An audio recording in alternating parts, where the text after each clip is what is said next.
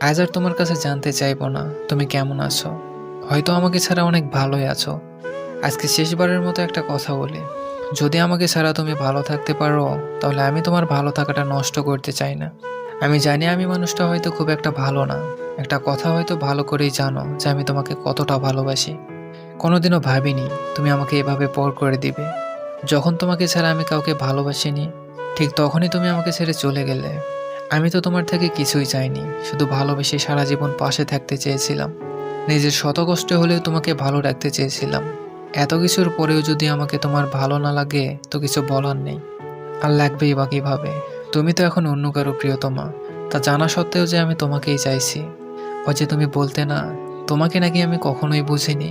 একদিন এক বুক দীর্ঘশ্বাস নিয়ে সেই তুমিই হয়তো বলতে বাধ্য হবে কেউ আমাকে বোঝেনি।